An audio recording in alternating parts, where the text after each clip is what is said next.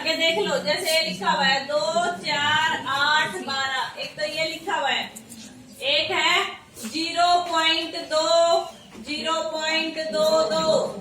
ये ऐसे जब बढ़ते जाते हैं वो तो होती ही नहीं है, ठीक है, ये तो होती ही नहीं है, इसको तो चेक भी नहीं करना, ठीक है। एपी के लिए तुम इसमें से पिछले में से अगला घटा के देख लो। 4 में से 2 गया 2, 8 में से 4 गया 4, ये भी नहीं है।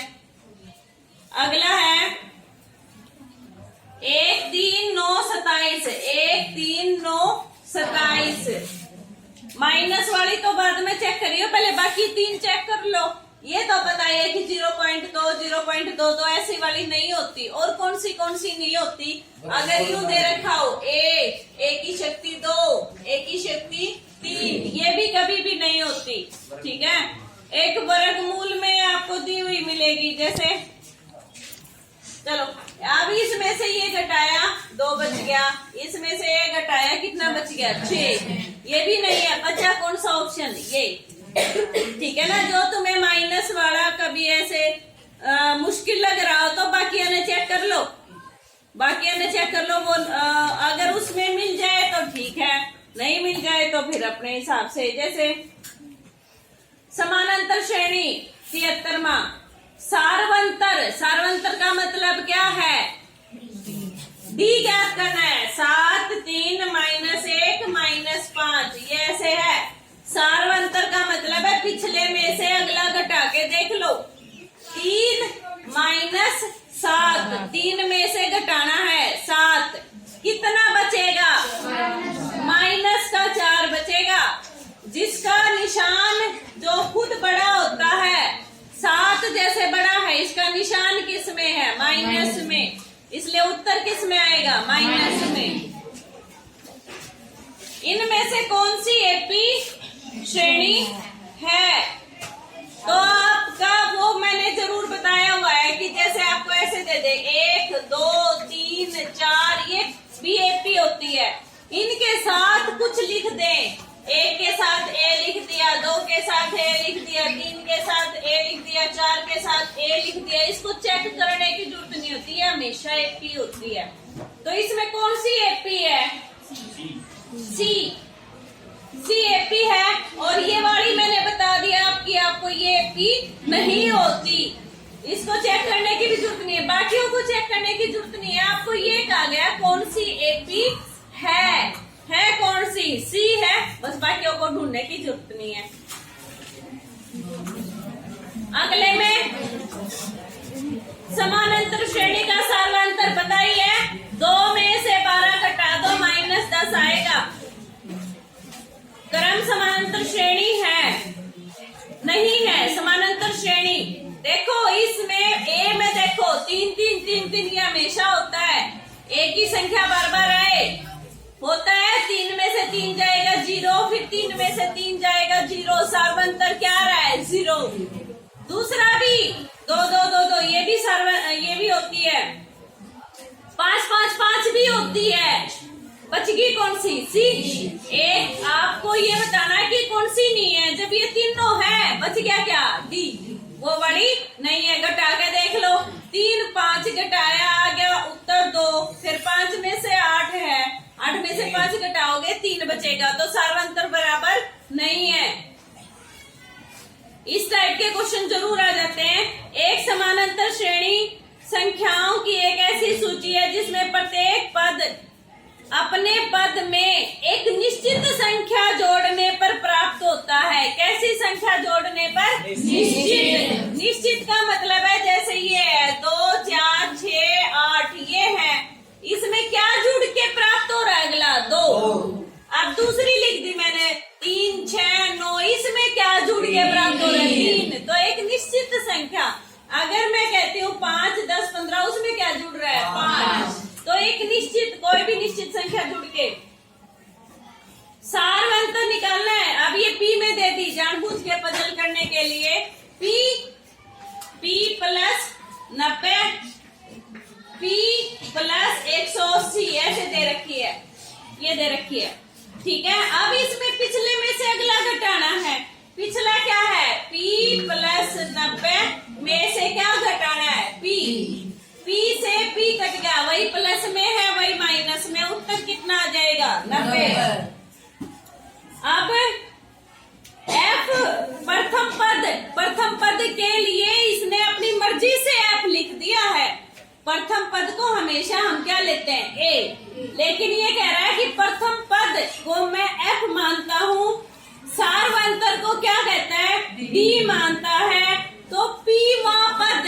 यहाँ देखो आपका फॉर्मूला होता है एनवें पद के लिए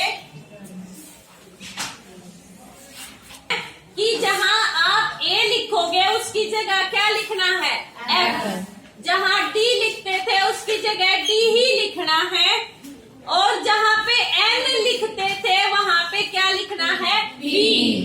अब फॉर्मूला लगा दो ए एन का फॉर्मूला। ए एन का फॉर्मूला क्या होता है प्लस एन माइनस ए गुणा में डी, ये फॉर्मूला होता है। अब इसकी जगह जो जिसकी जगह कह रहा वो लिख दो, ए की जगह एफ, एन की जगह पे बी और डी की जगह पे डी, ऐसा उत्तर ढूंढ लो कहाँ है। चौथा है यही हो गया। अच्छा आप 82वां देखो, 82 में क्या कह रहा है 11वां पद। 11वां पद का मतलब क्या ज्ञात करना है ए प्लस 10 डी। लिख लो क्या ज्ञात करोगे 13 है, 15 1/2 है, 18 है। ये 11वां पद ये तो अच्छे से समझ आ गया कि आपको क्या निकालना है ए प्लस 10 डी निकालना है। ए क्या है 13, डी प्राप्त करने में मुश्किल होएगी बस तुम्हें डी। इसमें से इसको पहले खोलो, 2 से 15 की गुणा करो 30, 30 रेख 31, ये है 31/2। इसमें से क्या घटाना है 13, तभी तो सार्वंतर निकलेगा। 13 घटा दो, 13/1, 2 लघुत्तम हो गया 31, 13 दूनी 26, कितना आ जाएगा 5/2। आ गया ये समझ में? क्या नहीं समझ आया? ये था इसकी इससे गुणा होती है 30 और ये जुड़ जाता है 31, 31/2। 31/2 में से क्या घटाना है 13, लघुत्तम लिया 2 लघुत्तम है तो 31 और ये लघुत्तम इसकी गुणा होगी 26, घट गया कितना हो जाएगा 5/2।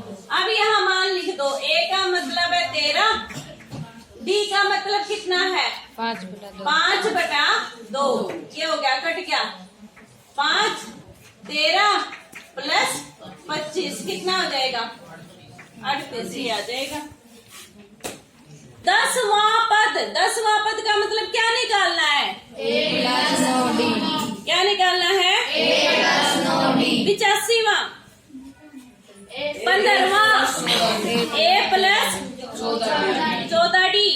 अगले 2 पद 86वां देखो, पहला 4 लिख दिया, फिर 10 लिख दिया, फिर 16 लिख दिया, 22 लिख दिया। ये कह रहा है 22 से आगे क्या आएगा, ये देखो कितना जुड़ के अगला रहा है 6 जुड़ के आ रहा है तो अगला आ जाएगा 28। 28 में 6 जोड़ोगे 24, तो कौन सा ऑप्शन बन जाएगा हाँ। 87वां प्रथम पद व सार्वंतर। प्रथम पद 3 है, सार्वंतर कितना हो जाएगा 1 में से 3 घटाओगे -2, ठीक है ना। अब ये क्वेश्चन हर बार आता है, आया भी हुआ था ये पीछे। संगत देखो आपको ऐसे मिलेगा भुजाओं का अनुपात, और यहाँ पे होगा क्षेत्रफल।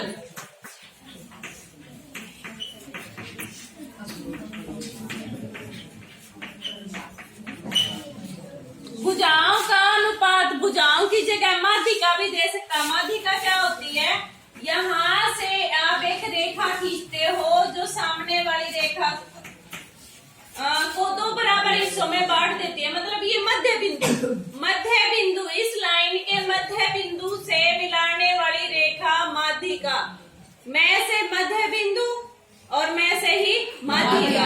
जो इस लाइन के मध्य बिंदु को मिला देना ऊपर, वही लाइन क्या हो गई? माध्यिका। या तो भुजाओं का अनुपात मिलेगा या फिर ऐसे लिख देगा माध्यिका, माध्यिकाओं का अनुपात। ठीक है, अगर आपको ये दे दिया और ये पूछ रहा है तो दोनों तरफ वर्ग कर दो, स्क्वायर कर दो, तो उत्तर आ जाएगा। जैसे आपको ये दे दिया 2:3 है, तो उत्तर में आपको ये पूछ रहा है क्षेत्रफलों का अनुपात, तो इसका भी वर्ग कर दो और इसका भी वर्ग कर दो। आ गया ये समझ में? हमेशा ऐसा ही मिलेगा। जैसे इसमें क्वेश्चन ढूंढो 88वां, समरूप त्रिभुजों की संगत माध्यिकाओं का अनुपात 4:9 है। अब क्षेत्रफल ज्यादा होता है ना, तो इसका मतलब स्क्वायर करके उत्तर आएगा। 4 का हो जाएगा 16, 9 का हो जाएगा 81, और उल्टा भी दे रखा है डी ऑप्शन में, देखो 81:16।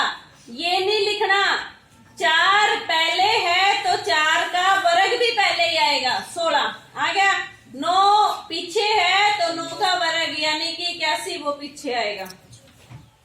90वां देखो, त्रिभुज की किसी भुजा के मध्य बिंदु से दूसरी भुजा के समानांतर खींची गई रेखा तीसरी भुजा को समद्विभाजित करती है। ये क्या कह रहा है? ये 9वीं क्लास का क्वेश्चन है। ये देखो, त्रिभुज की किसी भुजा के मध्य बिंदु, किसी भुजा के मध्य बिंदु, ये हो गया मध्य बिंदु, और इस भुजा के समानांतर रेखा वो खींचेगा, तो इस भुजा का भी क्या हो जाएगा? वो मध्य बिंदु। मध्य बिंदु वो होता है जो इस रेखा को समद्विभाजित करे। समद्विभाजित का मतलब है, सम का मतलब समान, द्वि का मतलब दो, भाजित का मतलब भागों में विभाजित करना। समद्विभाजित, 2 बराबर भागों में बांट देगा। इसका तो मध्य बिंदु लिया था और यहाँ से समानांतर रेखा इसके ले ली, तो ये भी क्या हो जाएगा? मध्य बिंदु हो जाएगा। ये चित्र बना लो। रूप, ये रूप समान है, आकार बड़ा छोटा हो सकता है, वो होते हैं समरूप। 10वीं क्लास में जितने भी क्वेश्चंस आएंगे लगभग का उत्तर समरूप होएगा, क्योंकि सर्वांग समता 9वीं क्लास में है और 10वीं क्लास में क्या है? समरूपता। तो लगभग का उत्तर समरूप ही आएगा तुम्हारा। ठीक है, सभी वृत्त क्या होते हैं? समरूप। रूप का मतलब रूप एक जैसा है, साइज छोटा बड़ा हो सकता है। पे आ जाओ, सभी समबाहु त्रिभुज समरूप होते हैं। समबाहु त्रिभुज, समबाहु त्रिभुज का मतलब जिसकी तीनों भुजाएं बराबर हों, जिसकी तीनों भुजाएं बराबर हों, वो वही त्रिभुज आपस में क्या होते हैं? समरूप, देखने में एक जैसे समरूप होते हैं। कौन सी त्रिभुज समरूप होते हैं? समबाहु। जोर से बोलो, समबाहु। कौन सी होती है समबाहु?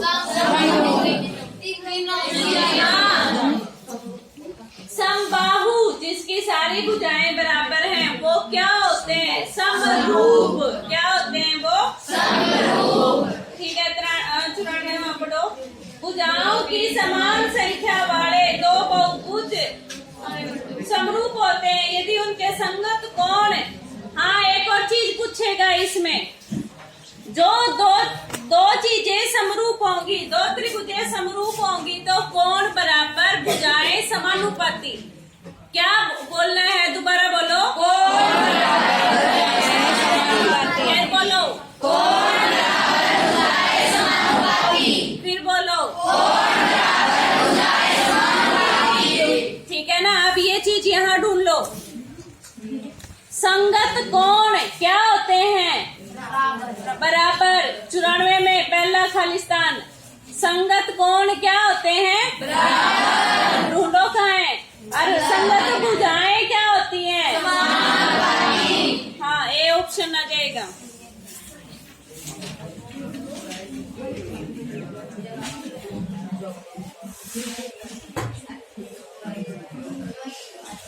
इसी पे आ जाओ।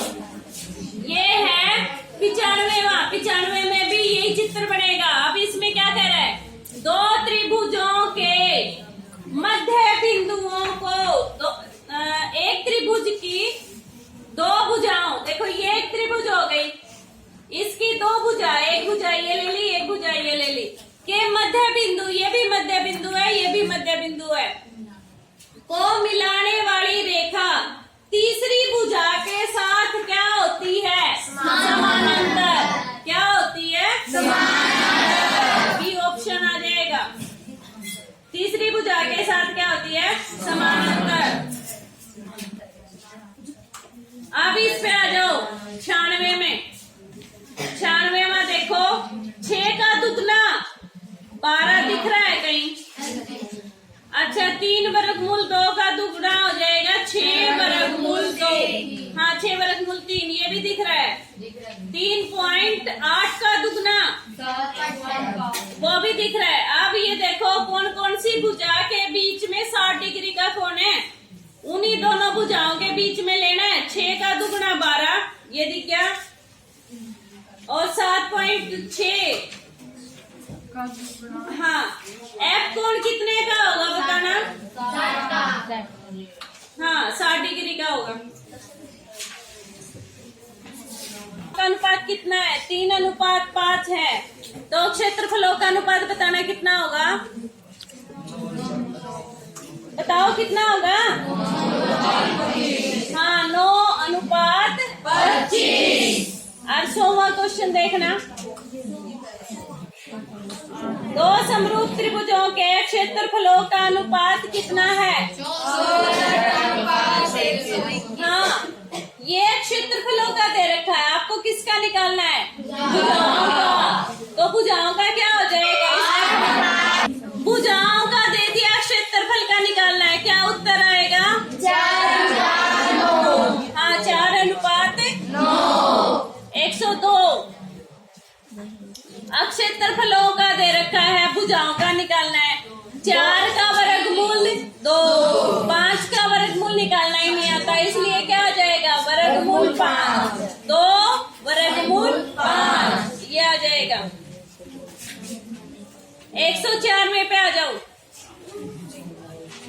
y अक्ष से दूरी होती है x का निर्देशांक। y अक्ष से दूरी, हमेशा ये उल्टे होते हैं। y अक्ष से दूरी x का निर्देशांक, x अक्ष से दूरी y का निर्देशांक। मूल बिंदु 0, 0 होते हैं। 106वां क्वेश्चन, मूल बिंदु क्या होते हैं, 0, 0। x निर्देशांक का दूसरा नाम क्या होता है, भुज। बहुत इंपॉर्टेंट नहीं है, x निर्देशांक का दूसरा नाम क्या होता है, भुज। y निर्देशांक का दूसरा नाम क्या होता है, कोटि। ठीक है ना।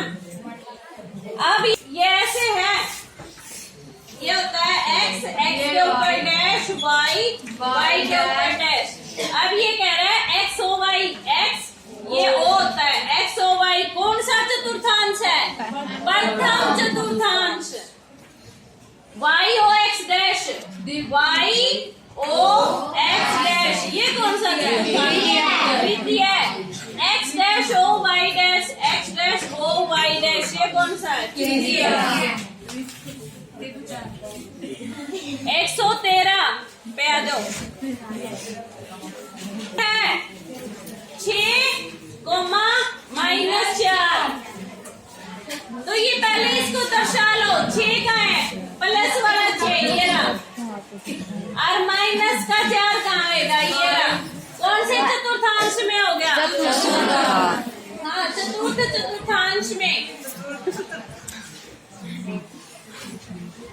अब अगला देखो, कोटि है 3 और भुज है -4।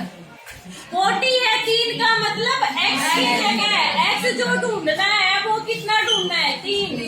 भुज का मतलब है y वाला कितना ढूंढना है, भुज y। अच्छा ये हो जाएगा -4 और 3 ये चीज, ठीक है। कोटि हो गया आपका y वाला और भुज हो जाएगा x वाला।